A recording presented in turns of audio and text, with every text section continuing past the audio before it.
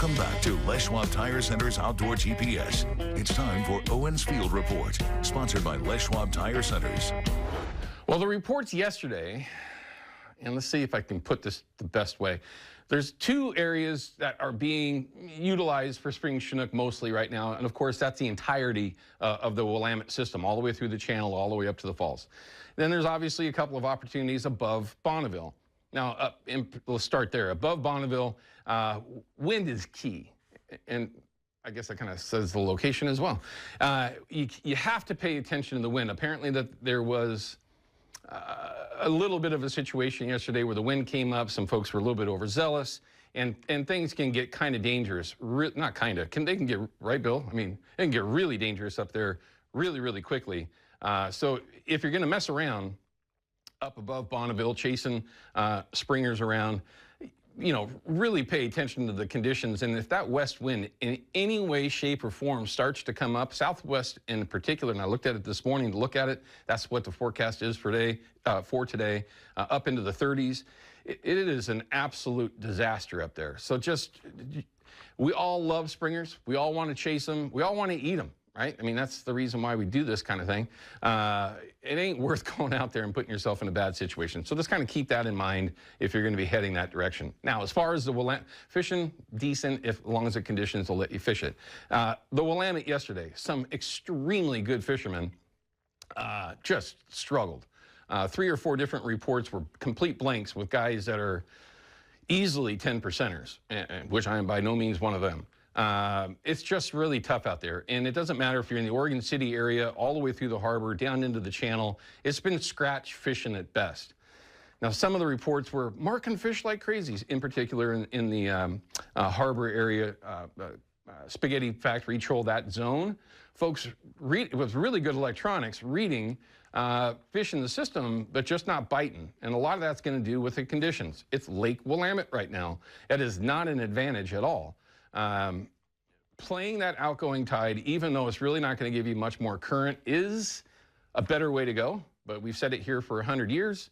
The best time to go is when you have the availability to go and play those conditions as they're given to you. But if you can, you know, kind of working that tide change to the outgo could be an advantage this week, although we're just going to need to see something change a little bit because it is definitely tough fishing. It's just that simple. But if you get out there, take some photos and send them in. Utilize that Fox 12 app. Let's just take a look at the fish counts, see if they updated the Willamette. I don't believe that they did. They have not.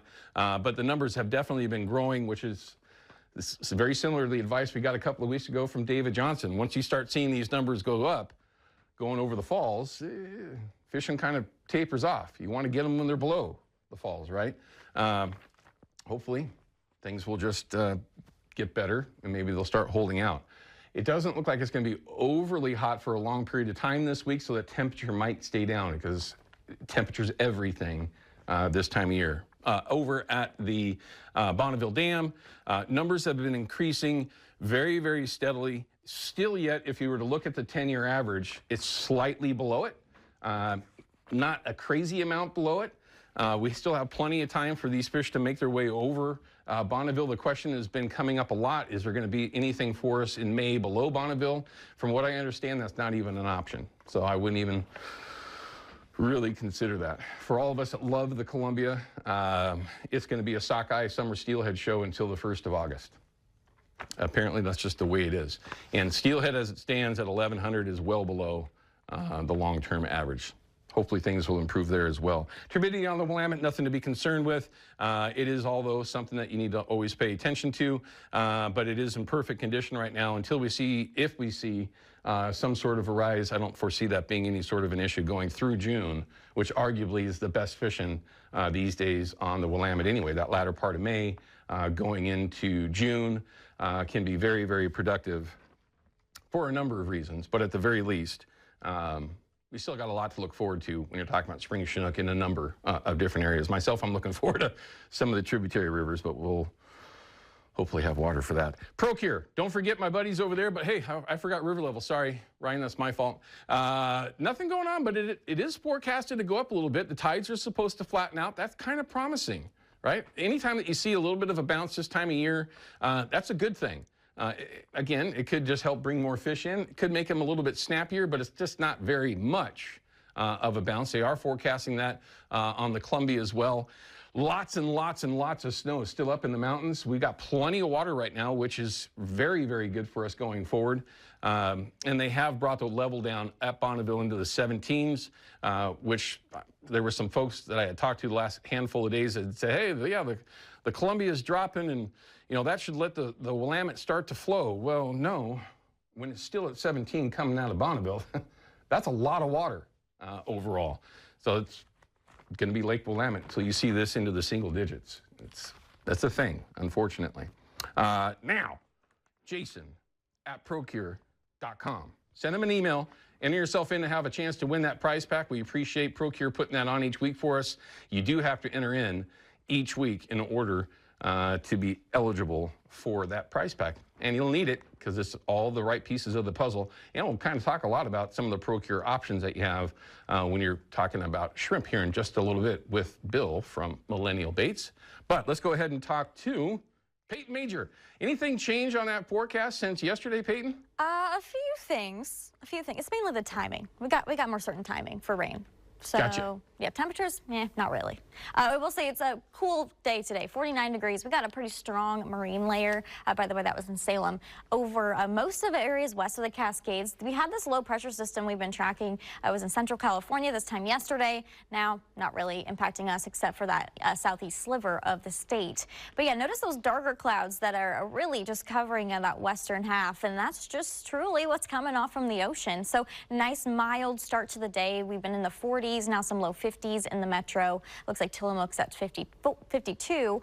We are seeing just a little bit of drizzle, mainly along the coast today, and it's hard to pick up. This is one of our highest resolution models, so can barely even see anything. Maybe even some sun breaks by the afternoon. Now, I know Owen mentioned those windy conditions out in the Dalles. It's going to be pretty bad today in times, so near 50 miles per hour. I think that's going to be the maximum. Definitely enough to cause some trouble out on the river, but also even on I-84, so be really careful. Match day weather today, looking really nice. Again, don't think it's going to be showery at all. So our rain chances tomorrow, only 10%. That little peak that you're seeing Monday into Tuesday is our next best chance. And so I'll show you here. I think it's going to be pretty steady Tuesday morning. And then when I say we've nailed down the timing, I don't think Tuesday is going to be a washout. We're only looking at maybe some morning showers. Forecast rain is also decreased, especially if you're north of Salem. That's going to be probably our wettest location. So if you're south of Salem, pretty much dry. Wednesday, Thursday, into most of Friday dry. And the timing for Friday is also updated. We think that Friday showers will kind of hold off till the late evening. And so that's why we may be a few degrees cooler than this, depending on when the clouds arrive. But yeah, showers later into Saturday. So overall, not too bad of a 7-day forecast. That first day of May, though, definitely sticks out like a sore thumb with the warmest day, 80 degrees. So one good day for maybe getting outside. I'm calling them all good days. Okay, good. I mean, really, I love that. Having the 80 degree in there, that's fine. But seeing those temperatures, that's great. We appreciate it. Peyton, as always, please have a great week, okay? Yeah, you too. All right, we've got Bob from Portland. He's got a question about trolling in the Willamette. Bob, what's going on, sir?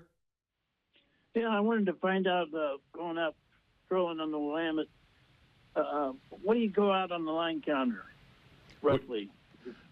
What do you have on the line counter? Well, that really depends. How far do you go out on your line counter? Are you referring to trolling in deep water, no reference to the bottom at all, or are you talking about just like 360 or deep water trolling?